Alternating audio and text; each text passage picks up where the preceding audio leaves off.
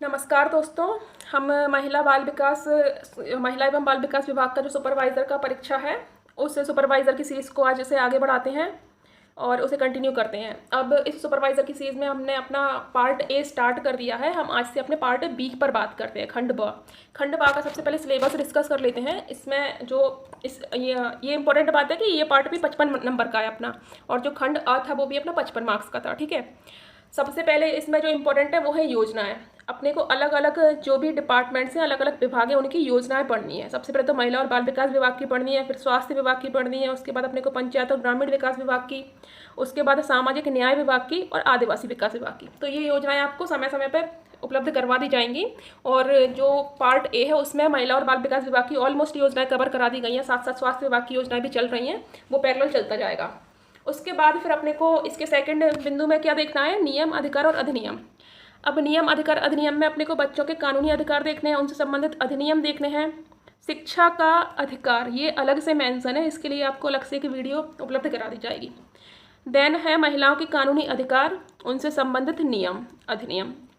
फिर है यौन उत्पीड़न, घरेलू हिंसा, दहेज प्रतिषेध अधिनियम, अलग से मेंशन है। घरेलू हिंसा, दहेज प्रतिषेध अधिनियम, संपत्ति का अधिकार, बाल विवाह रोक अधिनियम और खाद्य सुरक्षा अधिनियम। ये जो अलग से अधिनियम जितने भी मेंशन किए गए हैं, उन अधिनियम पर आपको डिटेल्ड इन्फॉर्मेशन प्रोवाइड कराई जाएगी। फिर अपने को कुछ बायोलॉजी का जनरल पोर्शन पढ़ना है, पाचन तंत्र, ग्रंथियाँ, प्रजनन तंत्र, किशोरावस्था विकास और प्राथमिक उपचार। ठीक है। उसके बाद फिर कंप्यूटर पढ़ना है, सामान्य मैथ्स पढ़ना है और सामान्य रीजनिंग पढ़नी है। ये हो गया हमारा सिलेबस का डिस्कशन। हम आगे बढ़ते हैं, आज के अपने टॉपिक को स्टार्ट करते हैं। आज का जो टॉपिक है वो है बच्चों के कानूनी अधिकार, संबंधित नियम एवं अधिनियम। तो हम इसे स्टार्ट कर लेते हैं। यहाँ पे जो अधिकार होते हैं किसी भी किसी भी व्यक्ति के, महिला के, बच्चों के, किसी के भी, तो यहाँ पे अपन 2-3 टाइप से पढ़ते हैं। सब एक होते हैं संवैधानिक प्रावधान, मतलब गवर्नमेंट कुछ संवैधानिक प्रावधान करती है। कुछ होते हैं वैधानिक प्रावधान और कुछ अन्य स्कीम्स वगैरह हो जाती हैं। ठीक है। अब संवैधानिक प्रावधान क्या होते हैं, जो संविधान में मेंशन होते हैं, और वैधानिक प्रावधान क्या होते हैं, जो एक्ट से बनती है कुछ चीज़ें। कुछ जो भी, जैसे मान लो कि बाल अधिकार, जैसे बाल विवाह प्रतिषेध अधिनियम है, तो उसके लिए अलग से एक्ट बनाया गया है। तो जितनी चीज़ें एक्ट से आती हैं उनको बोलते हैं अपन वैधानिक अधिकार। ठीक है। फिर हम आगे बढ़ते हैं, अब देख लेते हैं कि संवैधानिक प्रावधान क्या क्या है बच्चों से रिलेटेड।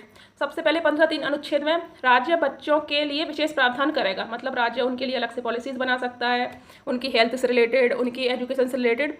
ये सारे प्रावधान 15(3) में है। सामान्यतः 15(3) महिला और बच्चों दोनों के लिए विशेष प्रावधान करता है राज्य, है ना, महिला और बच्चों के लिए। लेकिन अभी अपन क्या बच्चों से रिलेटेड पढ़ रहे हैं, तो केवल बच्चे ये बस लिख रखा है यहाँ पे, लेकिन महिलाएं भी हैं। ठीक है। इसके बाद हम अनुच्छेद 21A पर चलते हैं। 21A अलग से जोड़ा है 86वें संविधान संशोधन से, 86वें संविधान संशोधन से। इंपॉर्टेंट बात हो जाती है, जो कि 2002 में आया था। तो यहाँ पे क्या है, 6 से 14 वर्ष तक के बच्चों को निःशुल्क एवं अनिवार्य शिक्षा है, और ये अब मौलिक अधिकार बन गया है। इस मौलिक अधिकार के इम्प्लीमेंटेशन के लिए RTE एक्ट आया है। इतनी बात क्लियर है। इसके बाद हम अनुच्छेद 23 की बात करते हैं। अनुच्छेद 23 है मानव का दुर्व्यापार, बेगार और बाल श्रम का निषेध करता है। ये मानव का दुर्व्यापार क्या है, ह्यूमन ट्रैफिकिंग जिसे बोलते हैं, कि बच्चों को मतलब जैसे बच्चियों को नैतिक कार्य में लगाने के लिए, वैश्यवृत्ति वगैरह कराने के लिए उन्हें बेच दिया जाता है, बच्चों से बेगारी कराई जाती है। तो ये सारी चीज़ें इसमें हैं। उसके बाद हम आगे बढ़ते हैं। आगे की स्लाइड में अपने को कवर करना है अनुच्छेद 24। अनुच्छेद 24 क्या है, 14 वर्ष से कम उम्र के सभी बच्चों को जो कल कारखाने में कार्य कराया जाता है उनसे, उस पर रोक है, उस पर निषेध लगाया गया है। मतलब बाल श्रम अपराध है एक तरह से अपन देखें तो। ठीक है। और यहाँ पे कल कारखानों में विशेष रूप से मेंशन किया है। फिर हम आगे बढ़ते हैं।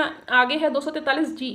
इसमें क्या है कि पंचायत इंपॉर्टेंट हो जाता है। महिला एवं बाल विकास संबंधी कार्य पंचायतों को सौंपे गए हैं, जिससे बच्चों की देखभाल हो सके, उनके कार्यों का संस्थाकरण करने में मजबूती मिले। यहाँ पे क्या है कि अलग अलग लेवल पे, अलग अलग क्षेत्रों में अलग अलग समस्याएं हैं बच्चों से रिलेटेड भी। जैसे कहीं पे कन्या भ्रूण हत्या की समस्या है, कहीं पे नशाखोरी की समस्या है बच्चों में, कहीं पे हम देखते हैं वैश्यावृत्ति की समस्या है। तो पंचायतें अपने अपने स्तर पर क्या क्या कार्य कर सकती हैं, उसका मेंशन 243G में है। उसके बाद फिर हम देखते हैं आर्टिकल 350A में। 350A में अल्पसंख्यक बच्चों के लिए इंपॉर्टेंट इसलिए हो जाता है क्योंकि यहाँ पे अल्पसंख्यक टर्म दिया है। अल्पसंख्यक मतलब है माइनॉरिटीज़, जो कि कम जनसंख्या में किसी क्षेत्र में निवासरत हैं। उनके बच्चे क्या है, अपनी प्राथमिक शिक्षा अपनी मातृभाषा में ले सकते हैं, ये प्रोविज़न है। तो ये हमने पढ़ लिए संवैधानिक प्रावधान। अब हम आगे बढ़ते हैं। अब है अपने वैधानिक प्रावधान। वैधानिक प्रावधान मतलब जैसा मैंने तुम्हें बताया है कि एक्ट के थ्रू आते हैं। ठीक है। यहाँ देखते हैं कब कौन सा एक्ट आया है। कारखाना एक्ट आया है 1948 का, बहुत पुराना अधिनियम है, याद रखना 1948, 1947 के जस्ट के बाद। बाल श्रम उन्मूलन अधिनियम आया है 1976, इसमें संशोधन भी हुआ है, आगे अपन पढ़ेंगे। तो अभी यहाँ पे 1976 में बाल श्रम उन्मूलन अधिनियम। लिंग चयन अधिनियम, लिंग चयन अधिनियम बहुत इंपॉर्टेंट हो जाता है। लिंग चयन अधिनियम क्या होता है, यहाँ से एक बार क्लियर कर लो, लिंग चयन क्या होता है। बच्चा जो गर्भ में पल रहा है वो मेल है कि फीमेल है, इसकी जांच करवा ली जाती है, ठीक है। जांच कहाँ पे, प्राइवेट नर्सिंग होम में या गवर्नमेंट हॉस्पिटल्स में। अब इसको ये जो जांच करवाना और जांच करना और कराना दोनों ही क्या हैं, अपराध हैं। अगर किसी नर्सिंग होम में ये सब कार्य चल रहा है तो वो नर्सिंग होम बंद हो जाता है और जो डॉक्टर है उसको सज़ा पड़ेगी। और अगर कोई पेरेंट्स भी ये करा रहे हैं या मतलब कहीं जा रहे हैं इस रिलेटेड चीज़ों में, तो उन पर भी सज़ा का प्रावधान है, ठीक है। सामान्यतः क्या होता था कि जो गर्ल चाइल्ड होती थी, अगर पता लग जाता है पेरेंट्स को कि एक गर्ल चाइल्ड है, तो इसको अबॉर्ट करा दिया जाता था, मीन्स अबॉर्शन करा दिया जाता था, जिसे सामान्य भाषा में कहते हैं गर्भपात, ठीक है।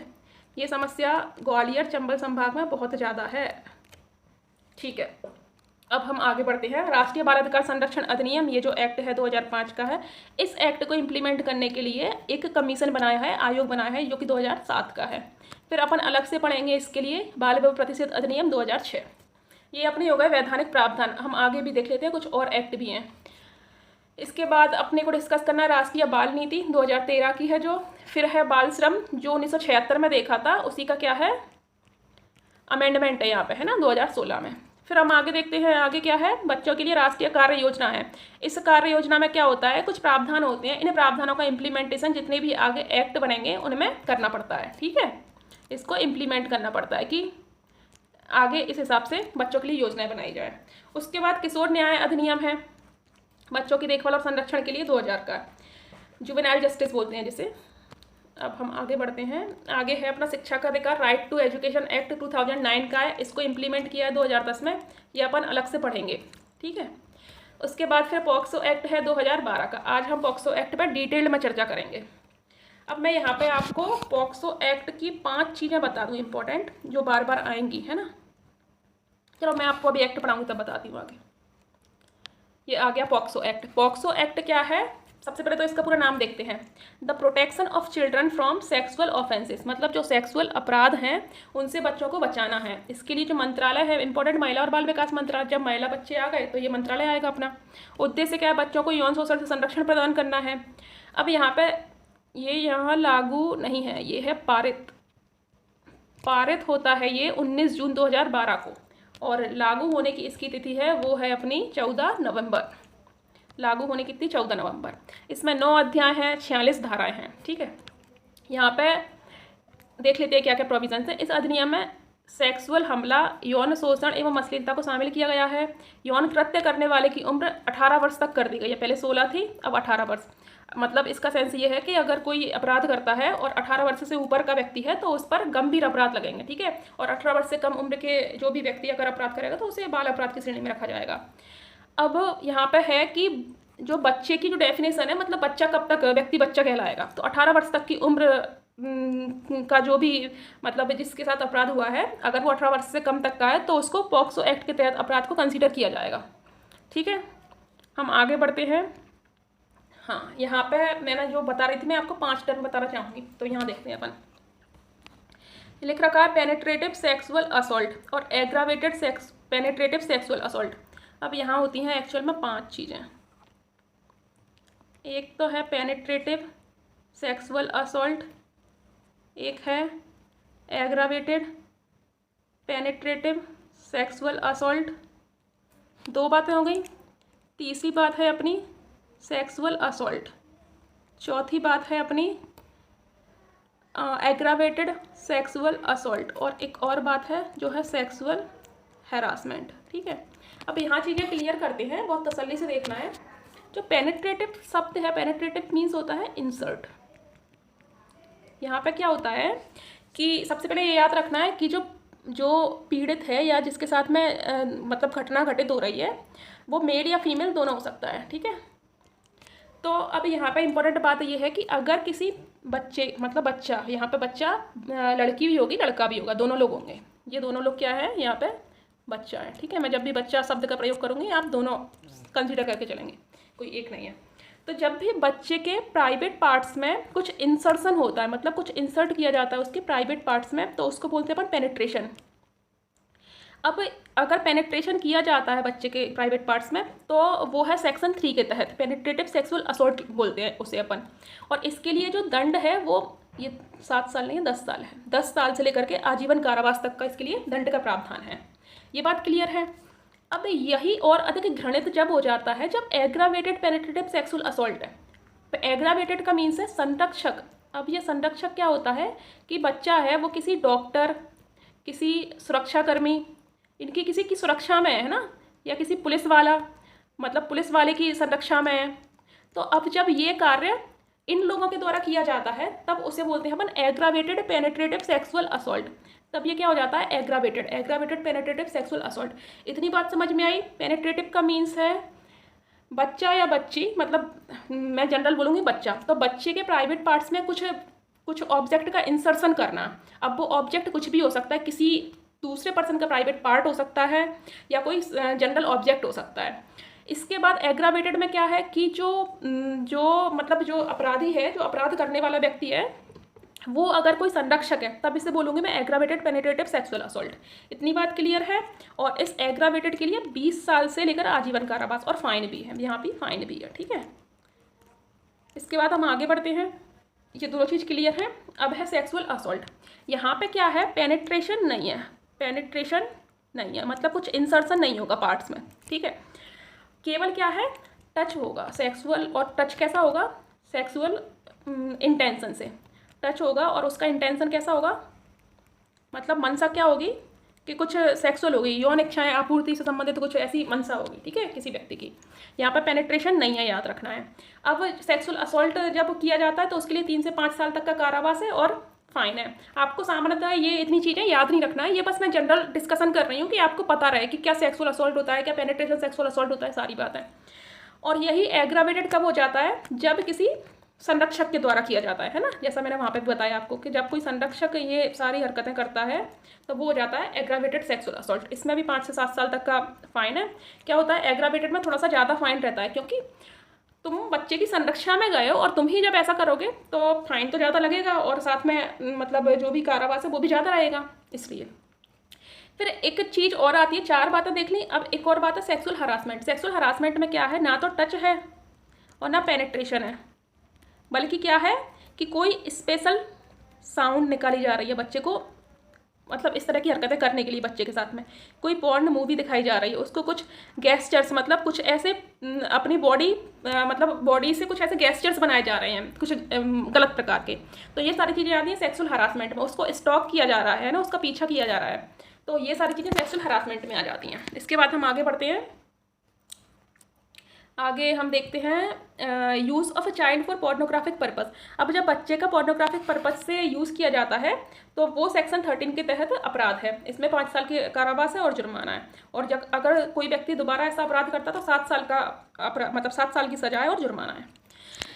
अब हम आगे बढ़ते हैं। आगे है कि इनकी जो सुनवाई होगी इस तरह के अपराधों की वो विशेष न्यायालय में होगी। और विशेष न्यायालय में भी कैसे होगी, माता पिता की उपस्थिति में होगी, कैमरे के सामने होगी।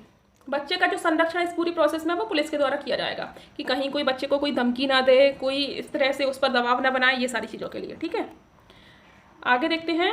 आगे है कि यदि अभियुक्त किशोर है तो उसके ऊपर किशोर न्यायालय अधिनियम 2000 के तहत मुकदमा चलाया जाएगा, ठीक है। अगर कोई अपराध करने वाला व्यक्ति कोई किशोर है, मतलब कोई बालक है, तो उसको इस एक्ट के तहत में उसके तहत मुकदमा चलाया जाएगा उसके ऊपर। नेक्स्ट है कि इसमें खुद को निर्दोष साबित करने का दायित्व अभियुक्त पर आ जाता है। मीन्स क्या है कि अगर कोई व्यक्ति इस तरह का अपराध करता है तो उसको ये सिद्ध करना पड़ेगा कि वो निर्दोष है, ये उसको खुद को सिद्ध करना पड़ेगा। ये इंपॉर्टेंट बात है। सामान्यतः ऐसा नहीं होता है ना। सामान्यतः मतलब कोर्ट ये कंसीडर करके चलता है कि ये अपराधी नहीं है ऐसा, लेकिन यहाँ पर निर्दोष साबित करना पड़ेगा उसको। उसके बाद है कि इसमें कुछ अमेंडमेंट किए गए हैं 2019 में और इससे रिलेटेड रूल्स बनाए गए हैं 2020 में। तो ये बहुत ज़्यादा डिटेल जानना जरूरी नहीं है क्योंकि उस स्तर का अपने परीक्षा में नहीं आएगा। इसके बाद हम आगे देखते हैं राष्ट्रीय बाल नीति। राष्ट्रीय बाल नीति 26 अप्रैल 2013 की है। इसका उद्देश्य बच्चों की सुरक्षा करना है, उनके अधिकारों को संरक्षण प्रदान करना है। अब जैसा मैंने वहाँ पे बताया था, ये पॉलिसी होती है। पॉलिसी में क्या है, कुछ प्रावधान होते हैं, इन प्रावधानों का पालन करना है। जो आगे एक्ट बनेंगे बच्चों के लिए, जो गाइडलाइन बनेंगी, उन सब में इनका पालन करना होता है। इसमें सामान्य बात है 18 वर्ष से कम उम्र के जो भी व्यक्ति हैं उन सबको बच्चे कहा गया है, बच्चों की श्रेणी में रखा है, और जो व्यक्ति भारत में निवास करते हैं। महत्व क्या है बच्चों की शिक्षा के लिए, स्वास्थ्य के लिए, सामाजिक सुरक्षा के लिए। आगे देखते हैं क्या है। आगे है अपना राष्ट्रीय बाल अधिकार संरक्षण आयोग। राष्ट्रीय बाल अधिकार संरक्षण आयोग देखें, सबसे पहले इसका एक्ट है 2005 का, केंद्र सरकार के द्वारा पारित किया गया है, 5 मार्च 2007 का है। अब किसी भी आयोग में कुछ स्ट्रक्चर होता है, मतलब संरचना होती है, उसमें कोई अध्यक्ष होता है, कुछ कुछ सदस्य होते हैं। तो इसका जो स्ट्रक्चर है वो 1+6 का है। मीन्स इसमें एक अध्यक्ष होगा और 6 सदस्य होंगे, जिन 6 सदस्यों में भी 2 महिला सदस्यों को होना अनिवार्य है। अब मैं नियुक्ति की बात करूं तो केंद्र सरकार के द्वारा 3 सदस्यीय समिति के आधार पर, मतलब ये 3 सदस्यीय समिति क्या बोलेगी क्या इसको नियुक्त करो, और ये 3 सदस्यीय समिति इनकी नियुक्ति कराएगी। ये जो 1+6 है इनकी नियुक्ति कराएगी। और यहाँ पर 3 सदस्यीय समिति होगी कैसे, तो मतलब एक अध्यक्ष होगा और 2 सदस्य होंगे, 3 में से 1+2, और जो 1 होगा वो कौन है, केंद्रीय महिला एवं बाल विकास मंत्री, और 2 सदस्य केंद्र सरकार खुद चूज करेगी कि किनको रखना है समिति के भीतर। इसके बाद आगे बढ़ते हैं। आगे है कि इसकी प्रकृति कैसी होती है। जैसा मैंने आपको पहले भी बताया है कि किसी एक्ट के थ्रू जब भी कोई इंस्टीट्यूशन आता है तो उसे अपन सांविधिक कहते हैं, और अगर किसी अनुच्छेद से, मतलब संविधान में उसका मेंशन किया है, तो उसे अपन सांविधिक कहते हैं। इसके बाद हम देखते हैं इसका मंत्रालय कौन सा है, महिला एवं बाल विकास मंत्रालय है। इसका उद्देश्य क्या है, 0 से 18 वर्ष तक के बच्चों का संरक्षण देना है, विकास करना है उनका। अगर मैं बात करूं कि पहले अध्यक्ष कौन थे इसके, मतलब राष्ट्रीय बाल अधिकार संरक्षण आयोग के, तो शांता सिन्हा है, और वर्तमान में अध्यक्ष कौन है, प्रियंका कानून को हैं। ठीक है, ये हमने क्या देखा था, NCPCR। उसके बाद आज का टॉपिक लगभग कवर हो गया है। एक बार ये देख लेते हैं, इसमें क्या है, लोगो बताया है राष्ट्रीय बाल अधिकार संरक्षण आयोग का, NCPCR का लोगो बताया है यहाँ पे, NCPCR। ठीक है, उसके बाद आगे देखते हैं, ये महिला और बाल विकास विभाग का लोगो है। एक बार समराइज कर लेते हैं टोटल कि आज अपन ने क्या क्या पढ़ा है। तो सबसे पहले क्या देखा है अपन ने, बच्चों से रिलेटेड आर्टिकल्स देखे हैं। आर्टिकल्स में भी हमने आर्टिकल नंबर 15(3) देखा है, आर्टिकल इसके बाद 21A देखा है, उसके बाद क्या देखा है, 23 देखा है, 24 देखा है, उसके बाद 243G देखा था, और क्या देखा है, इसके बाद 350A देखा है। ये सारे हो गए हमारे आर्टिकल्स। इनके बाद हमने कुछ वैधानिक प्रावधान देखे थे, जिसमें अपन ने RTE इम्पोर्टेंट देखा है, मतलब RTE देखा नहीं है, हम देखेंगे 2009 का। उसके बाद फिर अपन ने पोक्सो एक्ट देखा है, पोक्सो 2012 का। उसके बाद फिर अपने NCPCR देखा है। NCPCR कब का है, 2007 का है, और जो एक्ट है वो कब का है, 2005 का है। तो इतनी इन्फॉर्मेशन के साथ आज की वीडियो को एंड करते हैं, और मैं बताना चाहूँगी कि हम पैरेलली अपने दोनों पार्ट्स को कवर करते रहेंगे। इस पार्ट में अपन इंपॉर्टेंट एक्ट्स और स्कीम्स सारी चीज़ें कवर कर लेंगे, और उस पार्ट में अपन पार्ट A का सिलेबस कवर कर रहे हैं। यहाँ पे एक और बात मेंशन करूँगी कि अगर कोई भी डेटा या कुछ फैक्ट कभी मिस्टेक से लिख जाता है, या टाइपिंग मिस्टेक हो जाती है, या बोलने में कभी गलती हो जाती है, तो उसका डिस्क्रिप्शंस में हम लोग मेंशन कर देंगे या किसी कमेंट को पिन कर देंगे, तो आप उस चीज़ का भी ध्यान रख सकते हैं। ठीक है, और इस तरह से वीडियो को बहुत अधिक सपोर्ट देने के लिए बहुत बहुत धन्यवाद। ये अपना इनिशियल है, और अपन साथ साथ में सारी चीज़ें कंटिन्यू करते रहेंगे। आपका पूरा सिलेबस यूट्यूब के माध्यम से बहुत अच्छे ढंग से कवर किया जाएगा। Thank you.